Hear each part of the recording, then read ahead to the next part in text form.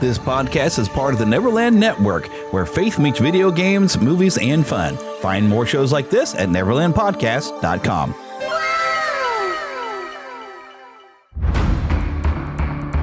From days long ago, from uncharted regions of the universe, comes a legend. The dream that came through a million years, that lived on through all the tears. It came here, the Fandom Nexus. Fabulous secret powers were revealed to our host as he plugged in his microphone. I have a podcast! Here he is, your Spider-Pan, Jeremy.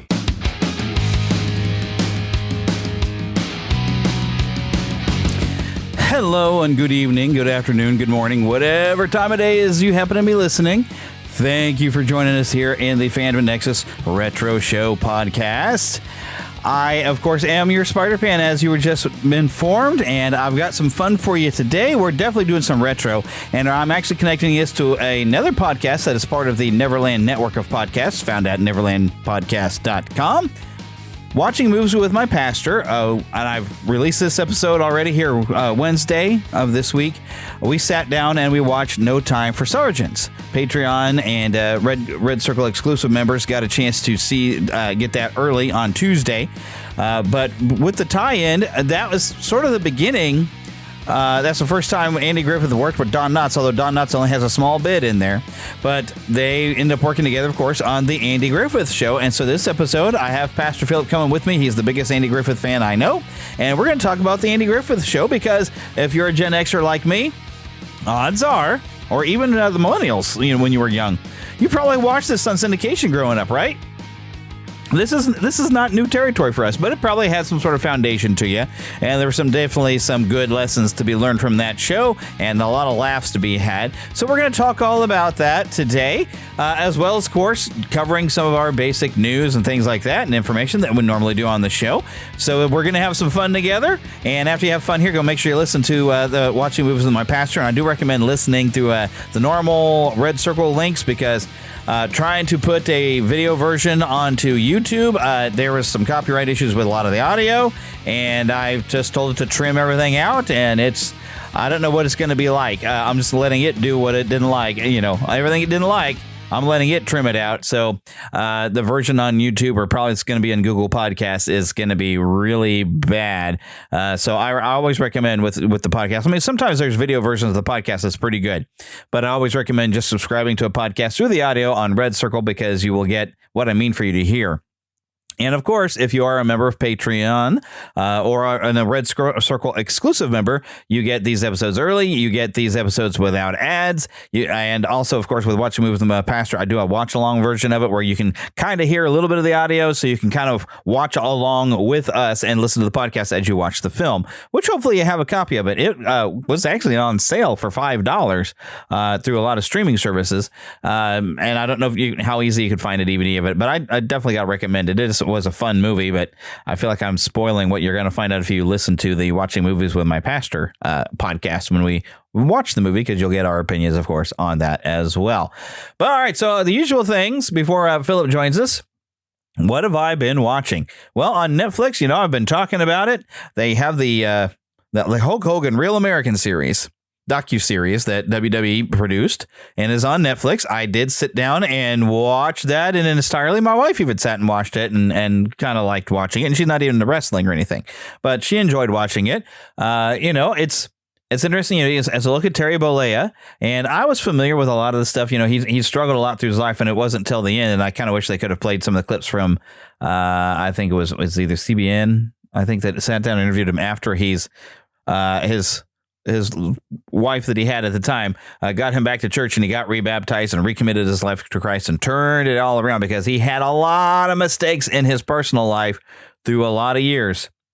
And I know how a lot of people are out in the public. They don't forgive you for your foibles. God does, So when you've given your life to Christ, all those things are wiped away. And as a Christian, when someone's come to Christ, when they've done a lot of bad things, like Russell Brand, it's a whole other issue I'm not going to get into, but he's got mistakes in his past. But I'm like, okay, if he is now my brother in Christ and God has forgiven him and wiped those away, well, I shouldn't be holding that kind of thing against him. That's not my place to do it, right? I should say, okay, well, this is a new Russell Brand. He is a new creation in Christ. So this is a new person. And that goes for Hulk Hogan. Terry Bollea became a new person when I don't know that he claims he was a Christian at age 14, but his life didn't seem to reflect that until here in these last few years. So from what I'm going from the change in his life in his later years, that, he is now my brother in Christ, and I'm going from that. So that's the way I can view things as a Christian. Like, if there's stuff people did before they were a Christian, they come out and say, my life is new. I've given my life to Christ. I'm a whole different person. I understand that. And so I treat it like how God's going to look at it. He's going to wipe away all that past, and let's look at who they are now. And occasionally you get disappointed. You got like Kanye West, who just fell completely off the wagon.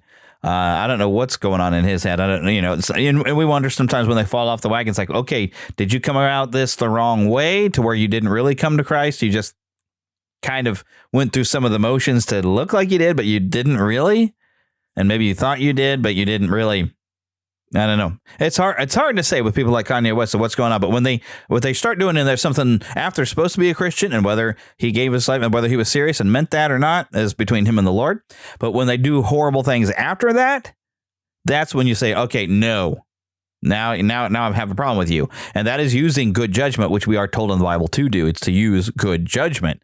And but the world, however, who tells us, don't judge me, will go through. And when you have mistakes in your past, they will always hold it against you. They will never forgive you. They will never let it go. And there's been a lot of that with Terry Bollea's life, where he's made mistakes and everybody knows it. But his mistakes really aren't worse than anybody else's. There's people who've done worse things than he has. But they'll never let those go, and they will always hold it against it and always judge him for that and hate on him for that. So, but overall, it was an entertaining look at his life, and with all the ups and the downs. And if you are a fan of 80s wrestling, I think you would enjoy it. So definitely check that out. And there goes my phone dinging at me, which I'm going to ignore that and put that over here. Okay, so what have I been playing? Well, you know what? I guess it's a comfort game, but Stardew Valley, I keep sitting on that. I know I need to go through, and I kind of started like Resident Evil 9. I want to try to do the speed run where you try to do it under 4 hours. You try not to, for anyone who's familiar with this, you try not to use any health items, but you also try not to use this a device that helps you craft things. And when you're playing as Grace, I guess you're still allowed to get things as Leon on his bits, because it doesn't say anything about, upgrading your guns. It just says you can't craft things and you can't use any health items. So I'm going to attempt to do that, but that would be a stress-inducing thing and a challenge, and I have to be in the right mental capacity to do that kind of thing, and I really haven't been, because the long drawn-out wait that I have of whether or not I get my old job back has gone farther than I thought it would have. I thought I would have heard something by now, and I haven't. Even though I've spoken with some coworkers and they really want to have me back, and they're really trying to do what they can from their point, from their location, of what they're doing what they can to try to get me to be able to come back. But I have an HR person that I have to work with from the new company, and they're the one that's going to make the decision. And they have other people who have applied for it, and I guess they're giving them, of course, a fair shake. There's a total of 4 of us that are within consideration from last I heard. And so I'm just, even though I'm the guy who had the job before, I'm having to compete for it because it's a different company, and I've done everything I can, and I'm stuck waiting, and I don't want to bring the show down, but yeah, it's been rough. So let's go and talk about a little bit of news going around.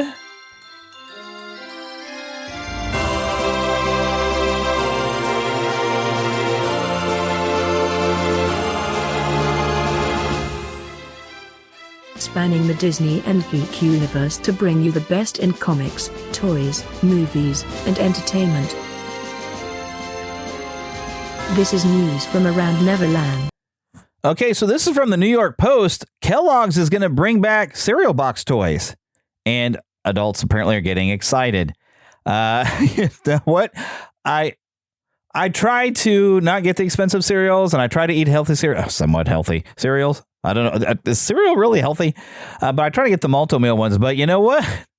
They've got a picture of a Kellogg's Frosted Flakes, and it has a little weird looking collectible spoon here. They show on here where it's Jessie from Toy Story 5. And I guess maybe it's her face sits in front of the spoon part, and then you take it off and it's a spoon.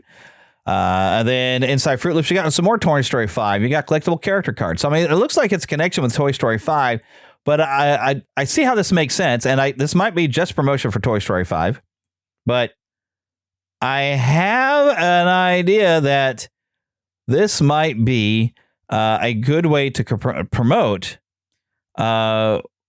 what's kind of going on with, like the storyline. We know Toy Story 5 is trying to look like, hey, we're getting all these electronic devices and we would like physical toys. If there's something about that. And so like, hey, let's do something else that's kind of a retro. And like, can we work with a cereal manufacturer to put toys in it? So you know what?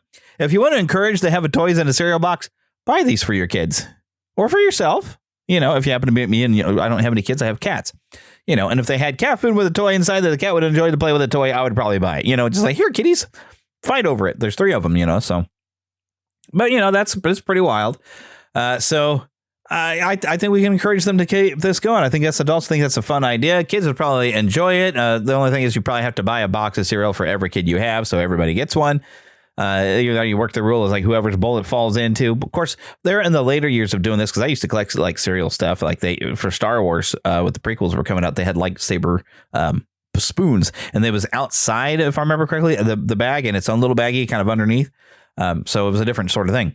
But speaking of Star Wars, so Hasbro is releasing a movie accurate Baby Yoda animatronic later this year for $599.99. Yes, a $600 Baby Yoda. This according to People magazine. And Hasbro is saying we talk about dream products a lot in the toy business. What is the product that would be a dream to develop? A dream for a fan to get their hands on? This creation is that. That's according to Adam Beal, who's head of Disney Action Brands at Hasbro. So this is supposed to be a tie-in. This is Ultimate Grogu. He's got 250 animations and sound combinations, a lot of different stuff going on. There's a little bit of video. Let's see if I can play. Well, no, let's not, because it looks like People.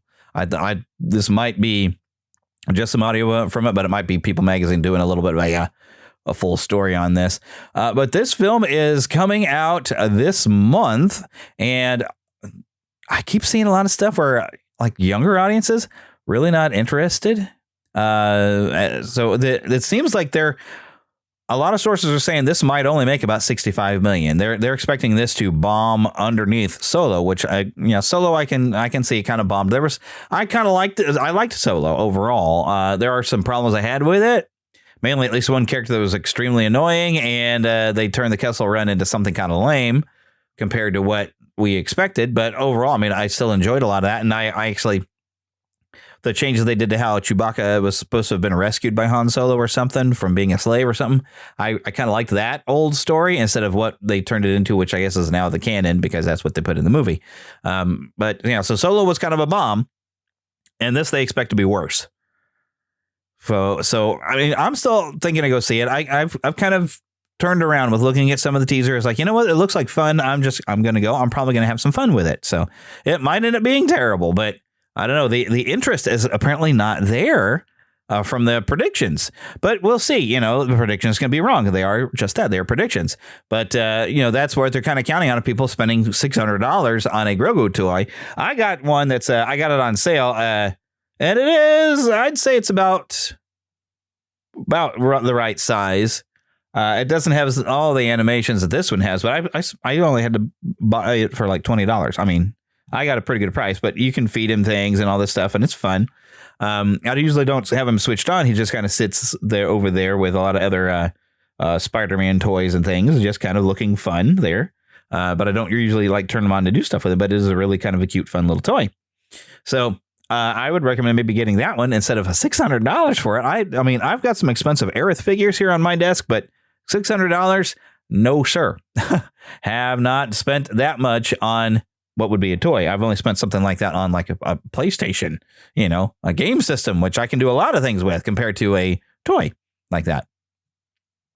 Especially one that's not really an imaginative toy. It does so much features. It does a lot of things, and it is very cool, but I'd like to see how well it sells, and it kind of depends probably on interest in this movie and in the character.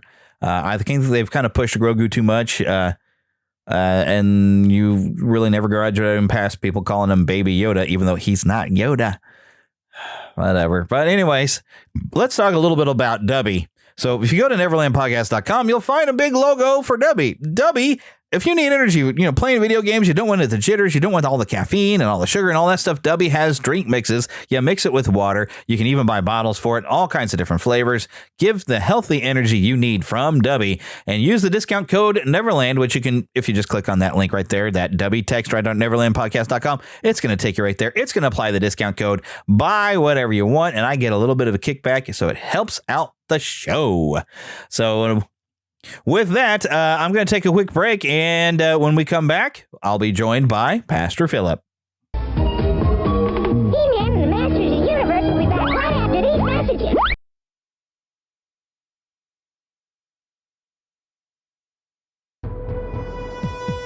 Are you a fan of Adventures in Odyssey, Lamplighter Theater, or Jonathan Park? Want to join other fans for discussions or behind-the-scenes info about these shows? Or maybe you're looking for more great audio drama to listen to with your family. Do you enjoy hearing exclusive interviews with the cast and crew of your favorite shows? Then Audio Theater Central is the podcast for you. I'm JD Sutter. Since 2010, Audio Theater Central has been exploring the family-friendly audio drama world through news, reviews, and interviews. Join me and a rotating cast of co-hosts each month for another episode featuring the latest updates, in-depth reviews of new releases, and conversations with the actors, writers, directors, sound designers, and composers who create your favorite audio dramas. And maybe we'll introduce you to some great shows you've never heard of before. Find us at audiotheatercentral.com or in your favorite podcast app. That's audiotheatercentral.com. And now back to He-Man and the Masters of the Universe. Okay, so now I'm sitting here with Pastor Phillip. Hello. And of course, the reason why I had to do this now, I have mentioned, and I'm going to mention it again, I'm sure it's been mentioned previously in the podcast, I'm recording this before I record any other parts of this particular show, that we are doing kind of a tie-in with watching movies with my pastor. Yes. We were actually just watching No Time for Sergeants, which is Andy Griffith's first movie. Mm-hmm. And Don Knotts has got a small part in it, which is absolutely hilarious. Yeah. And we figured this was a good tie-in to what we're going to talk about with the Andy Griffith Show, which ran from 1960 to 1968 on CBS for 8 seasons, 249 episodes as a spinoff of the Danny Thomas Show. Andy Taylor first appeared there. And we were actually discussing this in the other show, that on the Danny Thomas Show is actually where this got started. Like the pilot episode was part of a Danny Thomas show. Yeah, it did. There was Andy Griffith. They had I'm trying to see which episode it was. I was right now looking at well, you can look that up probably, but I thought you had it. I thought it was knowledge that you had right off the top of your head. Right now, I'm looking at my favorite episodes of Andy Griffith that I was. Okay. But either way, the first episode was on a Danny Thomas Show, and you've seen that episode, though, right? Oh, it's really good. Let me look real quick here. Okay. Yeah, it's a really good episode where he goes into Mayberry. And I own that episode, actually. My brother was nice to put it onto a DVD. Where Danny Thomas goes into Mayberry, I guess? Yeah, let me see what it says. Well, while he's looking that up, they filmed it primarily at the Dead Sea Lou Studios, which became part of Paramount. Yeah, it's the Danny Thomas Show, Season 7, Episode 20. And it's called Danny Meets Andy Griffith. Ah, okay. The pilot for the Andy Griffith Show, where Danny Thomas' character, Danny Williams, gets arrested by Sheriff Andy Taylor in Mayberry for running a stop sign, leading to a humorous clash and eventually friendship as Danny learns about the town's unique charm and in Andy's many roles as sheriff, justice of the peace, and newspaper editor. Now, some of that, of course, changed, and you do see the actress who plays Aunt Bee, but she doesn't play Aunt Bee, and Opie is in it, but there is no Barney in that. In fact, after that episode aired, Don Knotts, who was friends with Andy, said, "Hey, I think you need a deputy." Yeah. It gave somebody for them to play off of. They play off of each other so well. Now, it has been pointed out since I was talking about that they filmed it at the Desilu Studios. That street, I've seen other like YouTube videos where they point out that there's an episode of The Twilight Zone. You can recognize that street, and also Star Trek. Yeah, when they go back in time, they use that same street there, which is part of the Paramount Studios now. There's a few other shows, and I'm trying to remember who. You know what? It might have been Ron Howard's brother who was in some shows. He was in Star Trek. Yeah, and he was in quite a few other things where they used that town. That when they went to do the Return to Mayberry reunion movie, they had to find another town because they didn't have that anymore. So they had to basically find a town that looked similar enough, and so they did. I mean, you got to understand this was like 25 years later. Yeah. 1985. Goodness sakes. I think it was 86 at that point, but it was 25 years later when they made it. So yeah, and I bet you got a copy of that too, don't you? Oh yeah, of course you do. I even a bought copy even. Awesome. I got. Oh yeah, you know me. That's my favorite show of all time. I can watch it anytime. Yeah, I love it. First 5 seasons were in black and white. They switched to color around season 6. Now, at what point Don Knotts left? He left. He left at season 5, right after season 5. So, if you want the best seasons, in my opinion, the best seasons are the black and white. Yeah, and then Don Knotts still showed up in about 3 or 4 episodes. Let me turn this down. About 3 or 4 episodes, Don Knotts shows up in the color. Yeah, and it's just not the same without him there. So he even showed up, and even with Gomer Pyle leaving, when Gomer left, although the Goober was still a great character. Yeah. But Gomer leaving to get his own show and everything was kind of changed things. As good. In fact, he was only on 1 episode with Gomer. But it was a good episode. Yeah, and the fun thing is finding that actor. He's like very much a Shakespearean actor, George Lindsay, and he's a great actor. He eventually changed his name to George Goober Lindsay. Yeah, because he didn't want to be associated. And then he decided, you know what? That's cool. That's cool. Everybody loves me for this one part. And so when he was on Hee Haw, he still was Goober. Yeah, he was Goober. Yeah, he used the Goober hat and everything. Yes, that Goober hat. Most people don't know this or do. I don't know. The old hats that the kids used to wear. Yeah. When you see people like that, it's even like the same kind of hat like that Jughead. Yeah. Those used to be the hats that the little rascals would wear, and those were originally fedoras. And when the dads were done with them and they were about to throw them out or whatever, they would cut them up and they would put the little fedora rims up, and then they put pins and things on them, and then eventually people would try to, through companies, start making their own, and then try to you could buy pins in comic books and stuff for like a nickel, Oh golly! But you could get like Casper pins, how it is. That's kind of what we do. Like in my backpack, I've got pins I've gotten from other podcasts and stuff. I put in my backpacks that I wouldn't take to convention and stuff. Used to do. Well, we used to do that on our remember our jeans jackets back in the late 80s, early 90s. Oh, I was not cool enough to have a jeans jacket at the right time for that. I don't know that cool is right. I was poor. I was not cool. Yeah, so was I. I was one of the people that I saw the kids. They were rolling up their pant legs, and I said, "You look like you're waiting for a flood on purpose." Yes, but I stole my brothers. I've outgrown some of my pants, but like when they rolled them up, I was like, that kind of looks stupid. 1988, 89, but that's not how you become one of the cool kids. I stole my brother's stuff. He was now too small, and I was only his size for like half a month. Anyway, my personal favorite episodes. Do you want me to tell those or? Well, we're getting there. Okay, we're getting there. I will lead the way. I am the host. Oh, sorry. I will get you there. Because I bet we're going to have some similar episode choices. Oh, yeah. But it was created by Sheldon Leonard, who also helped shape the tone of many classic sitcoms. Mm-hmm. Bill Cosby tells stories about Sheldon Leonard being his boss, and the way he talks, and it has a great story. Great, yeah. Now, the intro song was the famous whistling theme. It's called, of course, The Fishing Hole. That's right. It's composed by Earl Hagen, and that's actually Earl Hagen that's whistling it. Yeah. Which is kind of cool. Now, it says here in some of the notes that Andy Griffith hated singing, which is why they went with whistling instead of lyrics, but I don't believe that. I don't think that's true, because Andy Griffith would sing in his stage show and his comedy. He sang and recorded albums and everything, but maybe they just didn't like the way it came out with him singing it. Well, then they didn't add lyrics to it up until the 1970s, early 80s, and a man put lyrics to it and called The Fishing Hole. So the lyrics weren't there before? No, they weren't there originally. And when they did put lyrics to it, they brought out an album. Oh, but were the lyrics written, but they've just not been recorded then? Oh, from what I understand, they didn't add the lyrics till later. So they were probably written later then too, you think? From what I understand. That's from what you understand. Because it was the same thing with Bonanza. And when they did the Bonanza one, they got what's his name? Lauren Green. It was Lauren Green, who was the father on Bonanza, and he sang it. Bonanza. Bonanza. There's an entire song there. I think somewhere I've heard it. Yeah. And they had other people, like different other stars that did sing the Gilligan and all that. You know, they'd have the stars. And the Skipper too. You know, it's kind of cool. And they'd have longer versions too. Yeah. And that's cool. They would have like usually famous people, not always. Sometimes just be the writers of it. Yeah, well, they still kind of would do that in the 80s because B.J. Thomas did like the theme for Growing Pains. Yeah, that's Show right. Show me that smile again. Show me that smile. Thanks a lot, man. And now it's in your head. In your head. I hate that song. The Zombies one. Okay, moving on. One of the actors who was on the Andy Griffith Show, Jeremy, you'll get a kick. The guy who always played the music man, by that I mean like the guy who was in charge of the choir and all. He's on a lot of episodes. But he ended up being the voice on most of the Super Friends and the Filmation and Hanna-Barbera. Yeah, when it wasn't this guy, it was Adam West. But this guy would be the voice of Batman on the cartoons.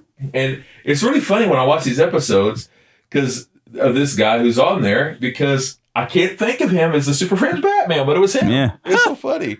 And of course, Casey Kasem was always Robin. Right. But anyway, unless it was Burt Ward, which is very rare. Right. But anyway, it's kind of funny. A lot of these people on Andy Griffith went over to the Flintstones. And, you even have one episode where Floyd the Barber plays the guy on Flintstones. And the guy who would play Ernest T. Bass, he did a lot of voices. Mr. Ebob or Ba-Ah on the on Jetsons. Ebob or Ah. That means I love you. Yeah. These are like, if you go to watch the Flintstones or Jetsons, I can almost guarantee you that 1 out of every 5 episodes is an Andy Griffith person. Yeah. Well, especially the guy who played Otis the Drunk. Yes. I forgot his name now. I should remember. Yeah, I know what you're talking about. Because he was Owl, and he's Mr. Whitaker, the original one. And 1960. It's the same year. The first year that of Flintstones. That guy voiced so many characters. Oh, yeah. What a great year. Oh, my goodness. Some of the major casts that at least I have some notes on. Of course, you had Andy Griffith playing Andy Taylor. Mm-hmm. Now, these are not cited, and so I haven't necessarily confirmed all these, but some of the information I got was that he was expected to be the main comedic force, but he realized early on that Don Knotts was funnier than he was, so they shifted Andy into more of a straight man role, and that actually is why the show kind of worked better, because Andy made more sense to be like he's the sheriff, that he was the straight man one, and then Don Knotts could just do his thing. With humor. He was like, he would a lot of times push the humor. Like if you were, Barney was like you're talking about Don Knotts, when Barney was the humorous personality, but Andy was like your dad or whoever who would push why it's funny, and that's what made it so great. And he could give you the moral of the story. Yeah, he was, because I think everybody has a father, an uncle, or somebody who they're not necessarily funny, but the way they do things is funny. And that's what made it so great. Or because they're teasing a lot. They're being teasers. He was the teaser, always teasing Barney. Yeah. Yuck, yuck, yuck, as Barney would say. Yeah.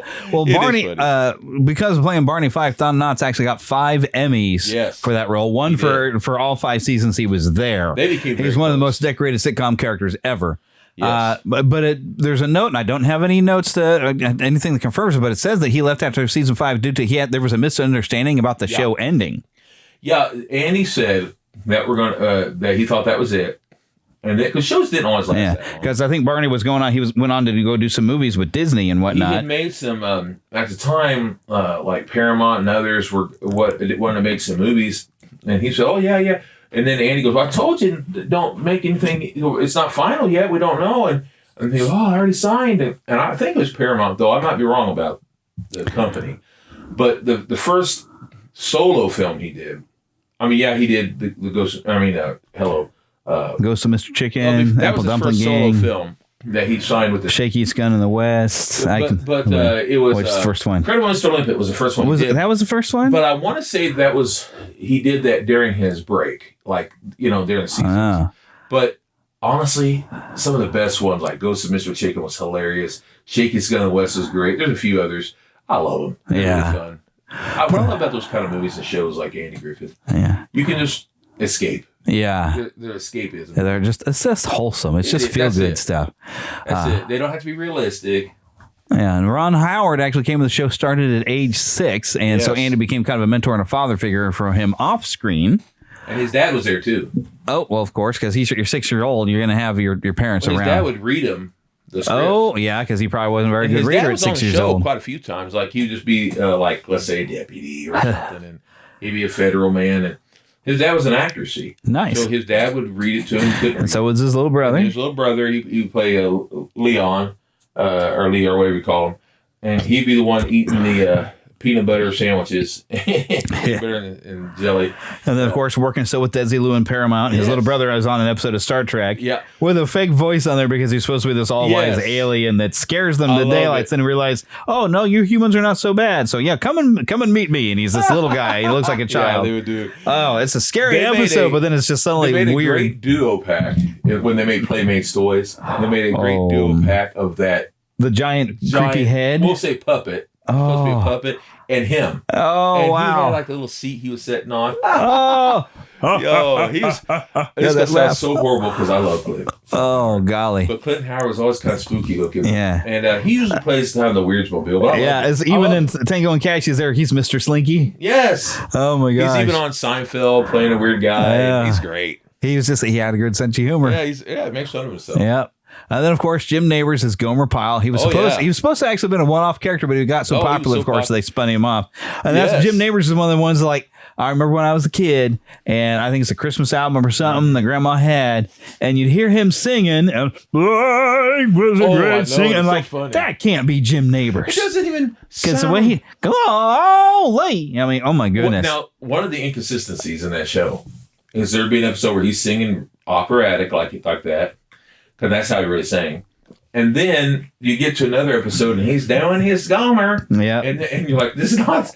But the show wasn't always consistent when it came to that kind of stuff. Well, the first couple episodes where Barney shows up, Barney's his cousin. Oh, yeah. And then after 2 or 3 episodes, they never mention that again. He's just a friend, Yeah. But he was a cousin originally. Well, that's going to lean right into the first one of some episodes I mentioned that were some favorite ones that I always remember. And it's called Gomer Citizen's Arrest, Season 4, Episode 11. That's great. Gomer insists on making a citizen's arrest on Barney for running a stop sign, which is a perfect reversal of Barney, who abuses his authority, and he kind of finally gets a taste of his own medicine. And Gomer's sincerity versus Barney's ego is just comedy gold. It's a good one. Well, that's a Citizen's Arrest. Citizen's Arrest. The way Gomer would come charging out there, hollering that at him all the time. Oh, my goodness. This is rare. Very strange. I was looking at the list of best episodes that a lot of people talk about. I think it's the top 50, we'll say. Maybe not. But I think it's very funny. Well, pick out one of your 5 here. I got 2 favorites, and there's a lot. Well, start with one. Well, the first favorite is probably The Christmas Story. And that's your number one. You could probably save it for last. That's right. Let's talk the Christmas one. That's a great one. Season 1, episode 11, right? Uh-huh. And then the second, I'll go to this next. Wait. Okay. One episode at a time. We're going back and forth. It's just funny how it just so happens to be that most of the favorites happen to be episode 11 of different seasons. Oh, well, that's so funny. Yeah. Because you mentioned episode 11 of season 4. Okay. Well, let's talk about the Christmas episode because we'll get chances. The Christmas episode is also where Margaret Carey is on there with her family. Right. She was on there Tinkerbell herself. Yeah, that's right. And they get locked in prison because the evil store owner just doesn't like them and all the stuff. Ben Weaver. Oh, come on in, Mr. Weaver. You can be part of this party too. Oh, no. By season 2 or 3. And it's where Andy sings Away in a Manger in that one. That's right. By season 2 or 3, they had a different Ben Weaver, but he wasn't as good. Yeah, he's such a great and he's trying to be this mean villain, but he just wants to be part of the party, and he's lonely, but he just won't swallow his pride for most of the episode. He's a character actor who is on a lot of westerns and other things. He's an old man. Yeah, I just love the way Andy's just kind of smart and was like, "Oh, we just got to find ways to arrest you." And then old Ben Weaver's trying to get himself arrested so he can get locked up. Like he goes and knocks over a bench and says, "Well, that's not too. It's Christmas Eve, man. Great. You don't worry about that, there, old man." It's a great one, and it's full of heart. Yeah. And also, if I was given, I'd never seen it before, and I was a junior, I want to say, maybe sophomore, not pretty sure a junior in high school, and my mother and father found it on video, and they gave it to me on Christmas Eve, and it was that Christmas episode, and I watched that thing about 4 times on that Christmas Eve night, because it was so good. Yeah. It's not just Christmassy. It's from the heart. It's so good. Yeah. And plus, if there's any Andy Griffith girl that I like a lot, it was Ellie from the season 1. Oh my goodness, she was cute. Adorable. Oh my goodness, she was yeah. From Father's Knows Best. And she was like the daughter, wasn't she? Yeah. She was great. And I didn't like the other girls. And that's not to say that I didn't dislike them as people, but I just thought she was great. But the actress didn't want to stay on there, so she didn't. Yeah. But either way, that was a great episode. All right. Well, next on my list, and the third one on my list is probably what you're about to hit next. So we'll get to that one because it's another 11. I know you want to bring it up. But the bike discipline episode. It's called Opie and the Spoiled Kid. Season 1, episode 3. This is where a wealthy farmer refuses to discipline his son who behaves badly, including he's parked his bike somewhere where he's not supposed to, and all he had to do was just move his bike. That the kids are like, and so there's a fine that has to get paid, and the kids go is like, well, my dad will go to jail before we pay him fine, all this other stuff. And I love actor. Oh, good. Oh, yes, because he's just this little rotten kid. But I love. And this clip it's like viral where Andy's talking to the daddy, and he's like basically said, well, I got a woodshed out back. Oh, and because he says like there's a lot of things we can't just as a father we can't be his friend and just give them anything they want. We are to guide them and teach them and everything and how to be good citizens. And it's like you've got a kid who's it's like the father doesn't believe it till his son comes in. Did you? I bet you just done told him and everything. You'll go to jail, right, Dad? It's like so your kid doesn't even care if you go to jail. I want my bike. I want my. Oh yeah, he did because he had to impound the bike because the kid would not comply with the law. I've seen that kid on other things too, but. One thing I like is they had that kid come back later on as a better kid. And I'm like, I like that. Yeah. It shows that discipline does help. Yes, indeed. Sometimes you got to be taken out back in the woodshed. That's right. All right. Now, I bet I know which episode you're going to talk about next. That's right. And I have my notes up here right here because it is Season 2, episode 11. Which yes, sir. The pickle story. The pickle story. I love it. That's where Andy and Barney, they try to avoid hurting Aunt Bee's feelings. I've been in this position many times. They try to avoid hurting her feelings because she makes terrible homemade pickles. And her friend, what was her name? Claire? Not Claire. Maybe it's Claire. Anyway, her friend makes good pickles. Well, Aunt Bee always makes terrible pickles. But so what they did was... But she thinks everybody just loves them so much. Yeah, and so she keeps giving them out. And here's my pickles. What she ended up doing is they gave away her pickles and they bought store-bought pickles. Yeah. And they loved them so much, and then she decided that they're so good. Oh, those are good, she says. She decided she goes, I didn't think you guys like my pickles. So this year, I think I'm going to put them into the that's right. Contest. Yeah, like the county fair or something. So oh my goodness, yes. We can't do that. That's dishonest, and it's not fair for her to beat the people who really made their own that was store bought. So they have to eat them all up, and they're about sick of pickles. You can't blame them. Yeah. And so then she has to make all new pickles and all those poor. She goes, "Oh, good news! I didn't win, but good news! I got more pickles." Yeah, they're all for you. They're like, it's a great episode. It's so good. It was on my list too, so it was like a 2-for-1 on that one. That is one of the best, definitely. Yes, the next one I've got on the list is season 2, episode 17, Barney and the Choir, where Barney insists he's just this wonderful singer in the church choir, but he's painfully off key, so they secretly turned off his microphone. And Tom Knott's physical comedy and confidence makes this very unforgettable. And the reveal is one of the funniest moments in the entire series. Yes, that's a great one. And I love the way Andy just handles Barney the entire time without trying to hurt his feelings. It's like, oh, we just think you're just great. We're going to have you stand off over here by yourself and everything. That way they can have, his microphone over there so we know exactly which one to shut off. That's just a great episode. And they had like a special concert coming up on that one. I can't remember what the deal was with that. Yeah. There's so many good ones. Oh my goodness. I like the, here's another great one for you. The Haunted House. That's season 4, episode 2. Oh, I think again, they need to go in there and they need to go in the house for something. Barney, it's almost like a precursor to the Ghost and Mr. Chicken. It is. And it's like I don't even know if it took place in October, but you could tell it's kind of a Halloween-ish one. And it's really good. As Barney and Gomer try to retrieve a baseball from a supposedly haunted house to find some strange goings on inside, and it's really good. I won't say. I think this was like there's some people hiding in there that just wouldn't be bothered. But I won't say why. It's so hilarious. It's really good. I think somebody does get arrested by the end of it, though. I remember. Let's just say, to give a hint, let's just say Otis knows what's going on. Yeah. Oh my goodness. And because that even reminds me of like there's one where there's those fugitives are in town and Andy sets a good trap for him. Doesn't know that Barney is, he kind of sets Barney up to be out there and in danger and stuff. Yeah. I've got a list of some other fan favorites here. Of the Man in a Hurry, which is where the businessman learns to slow down. Classic moral lesson. The Loaded Goat, where a goat eats dynamite. Mm-hmm.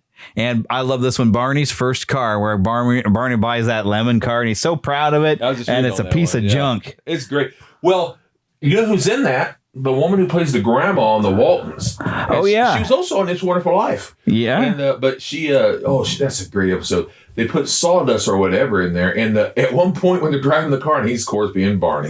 Like, you sit there, and you sit there, and I'll drive the car. And when he's driving, the little round part in the middle of the steering wheel coming up at him. Yeah. And they're playing music like a little snake from a snake, flute player. Anyway, it's funny. And it's completely unbelievable that would actually be coming up on the car. It's like, how in the world is that supposed to be happening? It's so good. So good. Season 4, episode 1, Opie the Birdman. That was the one where Opie accidentally gets a slingshot. And he accidentally kills a bird. Yeah, and he feels so bad over it. He has to. And what Andy does is such a good lesson. Is he opens up, he says, "You going to spank me, Pa?" And he said, "No, I'm not going to do that." And he opens up the window and he says, "You listen to those birds." He goes, "That'll be punishment enough." Because they're waiting for the mom to feed. So he can't bring the mom back. So he starts feeding and taking care of the birds, and he raises them. And by the end of it, he has to set them free. And he's, of course, afraid to set them free. And also because he loves them. Yeah. And what's interesting, really great, he sets them all free. He goes, "That's a good job." "You sure did, son." And he goes, "This nest sure does, or this cage sure does look empty, doesn't it?" He goes, "Yeah, but don't the trees look nice and full?" It's just one of those real great lessons, Which brings on to some of my talking points now. Like why that Mayberry feels more like a moral ideal versus modern TV cynicism. Like the difference between TV then and TV now, really. And I don't even watch a lot of modern TV. There's some shows I kind of want to watch, at some point we watch because like the sitcoms were just so unrealistic. So suddenly we had like the Roseanne show and Married with Children where we had to have the cynicism, and that became funny to people. And I could never get into those. I liked the feel good. I watch TV, I want some escapism. And, growing up watching like stuff like Andy Griffith and everything. Well, I was just telling you. The idyllic little town. I was telling you earlier today, these are not the same at all, Andy Griffith. But I was watching some old shows that I used to watch when I was a little boy on Monday nights or Tuesday nights. I don't remember which. Yeah. I think it was Monday. But I used to watch this show called Kate and Allie. And their cute daughters. I used to watch, very cute daughters. And I used to watch Mr. Belvedere, shows like that. Yes. They were not classic like that, but, stuff like Webster. And, the 80s still had good shows. They had good morals. Yeah. Because they would teach, like different strokes would still teach you, not to steal. Yeah. Not to talk to strangers, not to go back to stranger's apartment, not to do drugs. They would teach. Sadly, the actors didn't always listen. Right. But I remember they even had that episode about, I guess, bulimia. Yeah, because she was eating and purging and stuff, like eating disorders. I forgot it. To this day, look, I'm 50 years old. I'm still remembering it. And it was shows like that where I remember in school when we started talking about like racism and Martin Luther King. I was like, I was in shock. I was like, because that's not the world that I thought I was living in. Because I've got a mixed cousin. And so to me, I just, okay, so she's black, she's part of my family. No. And like different strokes, they were just people. Same here. And I never saw that there was a problem. Although I'm sure different strokes dealt with some racial issues quite a bit. But when I was a kid, I didn't notice it, but I didn't realize people don't like people for different skin colors. Same here. Of course, we didn't know that, but just let's say a decade before, let's just say, because 1971, we had All in the Family. Oh, goodness, that was, to us, when we were little kids, that was old. Yeah, it was an old show. But we didn't know that. Yeah. But I will say this, I didn't know this either. Till let's say 15 years ago. I didn't realize that Different Strokes is by the same guy who brought us All in Family. and completely different type. Yeah. But still, the main guy on there, let's say the dad, Mr. Drummond, he came from Mod. It came from that show. Yeah. And that's interesting. It's interesting that it was basically the same kind of lesson, that it doesn't matter if you're black or white or whatever race or kind of person you are. And also, there was another lesson in that. Doesn't matter if you're rich or poor. Yeah. But that's a potential other episode, so let's not dive too far. Every one of these shows is a potential future episode. But I will say this. What I like about the old shows, mostly I'm talking about Andy, what I like about the old shows is that there was good morals. Yeah. Not social morals. Andy was morals. A quiet moral center. And you know what I love just the most? Calmly and I have not preachy though. He wouldn't be preachy. No. He'd reason with you. But you see, here's the other thing. He was a Christian. Yeah. And I have a book that talks about biblical values and stories that are in the Andy Griffith Show. Yeah. I haven't used it a lot because I don't want people to think I'm preaching sermons only on the Andy Griffith Show. but they're very good morals. They're very good. Yeah. And the humor, the funny thing is the humor is built on character, and that's not insult comedy. That's what I think I love the most about it. You could go to Mayberry and know everyone. Yeah. That's what I like about the small church I've always been a part of since I was 5. And even before that, when I'd go there were Barney types. There were Gomer types. Goober, that's not a mock, by the way. But there were Floyd the Barber types. Everybody's a person. Everybody loves all them characters. With all their foibles and everything that makes them who they are, you love them. Because they're like family. Yeah. That's how my church has always felt, like family. And we've always had, I tell you what, we've had some interesting characters at that church, and I'm probably one of them. I'm definitely a character. That's not an insult. I'm just weird. Oh, my goodness. My grandma was a peach. I love my grandma. She was such a peach. Aunt B friend or something. Yeah. I better make sure I'm saying peach loud enough to where everybody knows saying she's a peach and not I'm saying something else. She was a real peach. She was awesome. She was just funny, and I get a lot of personality quirks from grandma. She was great. I really do. You know, that's what I love about people in life. When you go to family reunions, some people will focus only on the negative. Well, that's the old school. No. As you get older, you realize old school is good school. Yeah, ain't no school like the old school. Exactly right. Yep. I mean, heck, you've already hit the final talking point I had about, no, that's fine. It's perfect. Because of the biblical values, patience, humility, discipline, and grace. And they were subtle. They were there, and you learned them, but they didn't have to preach at you and stuff. They would just teach you and stuff. It's give you something you might kind of think on while you're giving a good laugh at things. One of my favorite, this is not the Andy Griffith Show. This is a potential other episode. This is the Dick Van Dyke Show. Oh, that's definitely going to be another episode. I used to love that show. There was an episode that I had never seen until I was maybe 15 or maybe 14 or 15. Because I had just gone for my first brain surgery, so I would have still been technically 14, but I stayed at home really hurting that day. Because going through brain surgery is rough. But going through when you're 14, I was better then, because the body hadn't been through it before, but still going through some seizure issues. Well, I watched this episode they aired that day where it was one of those wonderful episodes where it's kind of like looking back, because their kid was like, let's say 7 or 8 years old, and they was remembering whenever they had the baby. Yeah. And all this episode. I miss those where they'd have episodes where they'd flash back of the season, everything that's happened this season or something, I'm not even going to tell you the ending of it, but it deals with race, it deals with other humor and things. Mm-hmm. But they think that they misplaced the baby at the hospital. Oh, no. It's so much fun. And I think I've seen that one. It sounds familiar. Doggone funny. Oh, gracious. And what's really great is Rob, because that's Dick Van Dyke's name. Yeah. Rob is trying to find a way to tell his wife we have the wrong baby. Oh, no. So funny. But it dealt with everything. It dealt with love. It dealt with race. It dealt with confusion. It dealt with everything. It was so funny. Yep. It was giving you a slice of real life, but just having some fun with it and giving humor. Just a little exaggeration. Give you some humor so it was fun to watch. Yes, that's it. But you understood it because you could still relate to characters. Like Andy Griffith. There's probably because how I sometimes I guess I relate to Barney and the insecurity. He really was kind of pretty insecure, but he had this false vibrato that he presented. And sometimes I feel like I do that a little bit. I know Barney's though. Yeah. And I wasn't pointing to you like that. I was pointing back with my thumb, but I didn't mean him. I actually have had some family members who kind of have that insecurity, but they pretend that they're arrogant. Oh, I don't know that I pretend that I'm arrogant, but I try to mask though my insecurities. I think all of us have done that. Yeah. For instance, when I was younger and I was in learning disability, I was told originally, this is embarrassing, by the way, but I was told that learning disability meant that he was mentally retarded. This is what I was told. Oh, but that's it just means you have some difficulties, some challenges. Children who'd never been in it and other kids. And for whatever reason, and I'm sure you've gone through this, people sometimes will tell you those things to make themselves feel better. Yeah. But I didn't know that because I felt so bad about myself all the time. And so I went with what they said. As I must really be bad.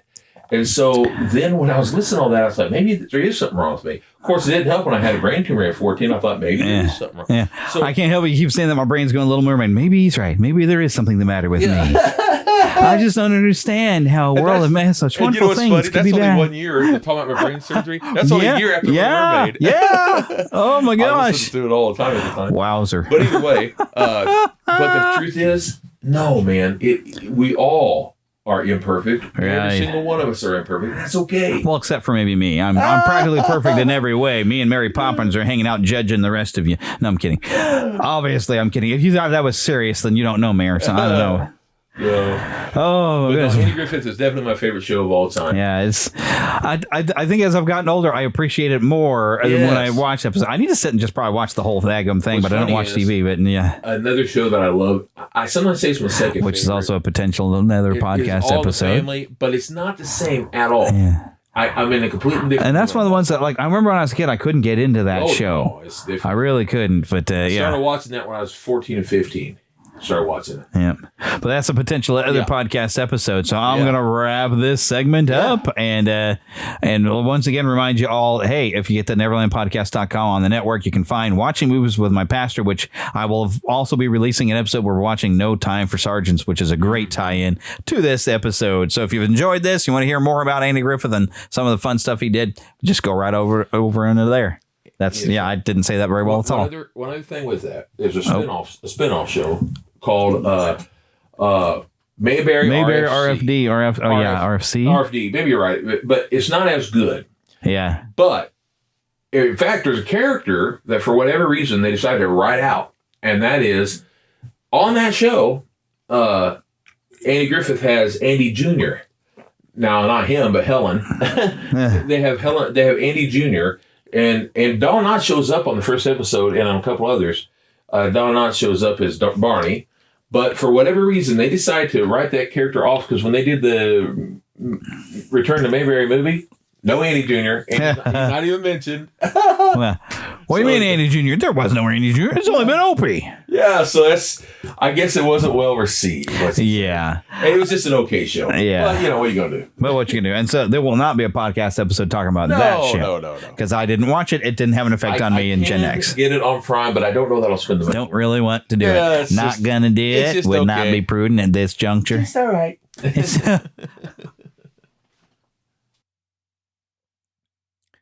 Alrighty, I do want to remind you all about Podgagement. There's a link for that at neverlandpodcast.com. That is Daniel J. Lewis's fantastic service. If you happen to have a podcast, you need some tools to make it successful. Podgagement has all the tools. You'll find that at neverlandpodcast.com. We also want to thank Karen Kennedy, Ricky Pope of Christian Orange Unite, and Darren Wilhite of the Wilhite and Wall Show for helping me out with the introduction to our show. Don't forget to email us, podcast at neverlandpodcast.com. We are on X as NeverlandPcast. I think I kind of post stuff about all of the podcasts on that particular page. On Facebook, we're under the Fandom Nexus. That's where you will find the page. Just hit like. You also can find the Facebook group. That is still under Neverland Podcast. So within that group, I can talk about all things within the network and a lot of other different fun stuff. And you can interact a lot more in the group, so it's more fun. Don't forget to check out the Fandom Gamer on YouTube. I need to post some more video. I don't know if I have anything finished right now. I need to play some more stuff that I haven't already posted up there. But that's where I share a lot of game video. Now, the games themselves might not be family friendly, but I am, so at least you have that. But I don't always talk in the videos. Sometimes I like to have a talking in there. Sometimes I don't. It depends upon like what I'm watching, So hopefully some of you enjoy hearing me talk over a game. But if you don't, that's okay. I won't do it. All right. Well, I'll do it sometimes. All right. I will admit. But okay. Anyways, but you can also donate. Don't forget patreon.com/Neverland Podcast. So you'll find links for that over at the website. Also, with Red Circle that I have all my podcasts on, there is an exclusive membership you can get where I do have the ad-free episodes other than me talking about some of our sponsors directly. But you can get it ad-free on Patreon. You can get those episodes early. So it's a highlight. It's a win-win for us both. It helps us all out. And if I've been a part of your life over the last 12, 13 years, as long as I've been doing this, you want to keep the show growing, keep us alive. Even $5 a month helps me keep the lights on, help us build maybe some bigger projects in the future. You never know. No copyright infringement is intended. Copyright is held, of course, by the respective owners. Content is shared for review and commentary purposes under fair use license. And now, get lost in an adventure. And I will see you next time.